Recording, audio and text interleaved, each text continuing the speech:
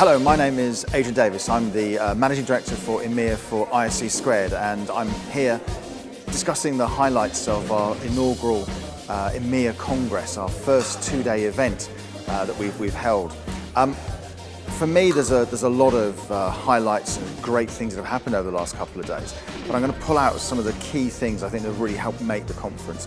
The first one was our opening keynote by the Right Honourable David Blunkett, who really brought home how politicians and governments are tackling the threats and the problems of cyberspace, cybercrime and so on, and how there's a national response required as well. I came into government in 1997 and Tony Blair asked me to be the Education and Employment Secretary. We covered everything to do with education, skills, higher education. So it was quite an experience, and they'd already planned for the idea of having a guy in there who couldn't see. And they'd prepared with the new computerized system they'd got and the software for translating the material so it could be produced in Braille. And 11th of September, the aftermath was very difficult, and not only did we have to legislate, but we were dealing with introducing the European arrest warrant and all kinds of things.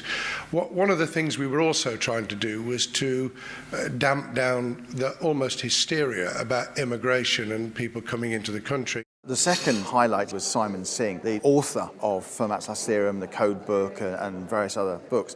And he actually brought his very own World War II German Enigma machine to show us how this amazing piece of mechanical cryptography worked. He also managed to tell us the story of how the codes are broken and how modern cryptography still, to some extent, makes the same mistakes as the Germans did in World War II. In between the First World War and the Second World War, there was this realization that if you have a technological leap in communication, which is the radio, you need an equivalent technological leap in terms of encryption. Something that can encrypt things very securely and rapidly, and that's what the Enigma machine was. I actually have a real Enigma machine. Let's encrypt a message. If I'm going to send a message, I would set up the rotors. I'm going to set these up as 1, 2, 3, just as something that's easy to remember. 1, 2, 3. I'm going to type in the message OK. So an O gives me a S, and a K gives me a L. So OK is SL. Now I get SL. My machine needs to be in the same position. I know this rotor's moved 2 places, so I'm going to move it back 2 places. S gives me a O, and L gives me a K. Day 2, we had a really great opening presentation by Dr. Stefan Lewdes from CERN, who explained that he has probably one of the most intelligent user bases, particle physicists who turn up to his facility over in Geneva, 10,000 perhaps a year, who come in, do experiments, and then leave. And yet he has to provide all the IT, the security, the data for all of these users.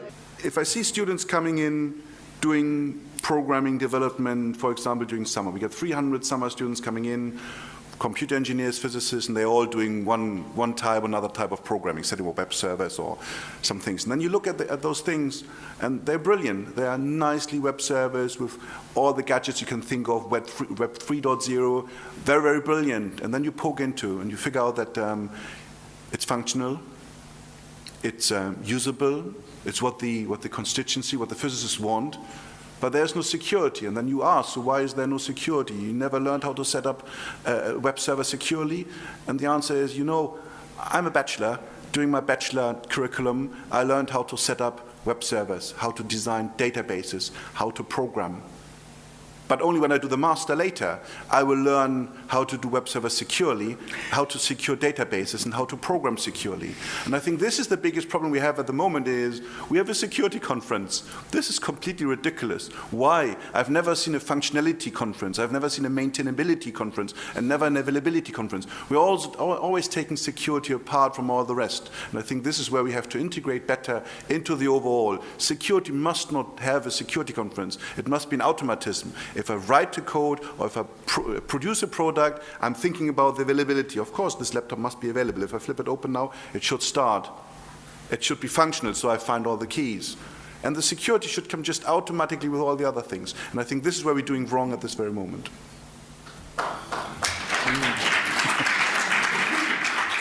We had another great presentation from Jaya, who brought home the interesting Dutch stories around what it's like to be a CISO and how she has successfully helped KPN really raise their game in security. In the Netherlands, when we had the Belgacom affair, we were on TV a lot because it meant that we had to basically promise the Dutch public and the Dutch government that we weren't going to be similarly victimized with the kinds of things that are happening at Belgacom. But when I show you the sophistication of what is happening and the ease of deployment for any state actors who feel like doing something targeted against us, you know, it's a product. You can just get it, and then you can use it when you need it. And when confronted against things like that, how likely is it that we can actually make sure that we're only doing lawful interception and not somehow by accident promoting mass surveillance? There's not just been presentations, there's been great opportunities to network, great opportunities to rebuild friendships, to meet up with old friends, and to swap the war stories that we all have. So who's going to be the lucky person who's going to get the Nice. It's Hans Martington from Seaman.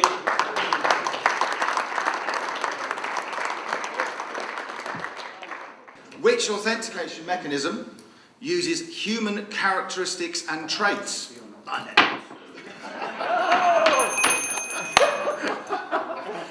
have to give this one for throwing things at the question marks. I'm told it's biometric. Correct. Excellent. Next question.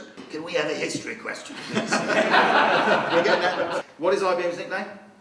Big Blue. Correct. And Lou Gerstner wrote a book about turning IBM around. What was it called?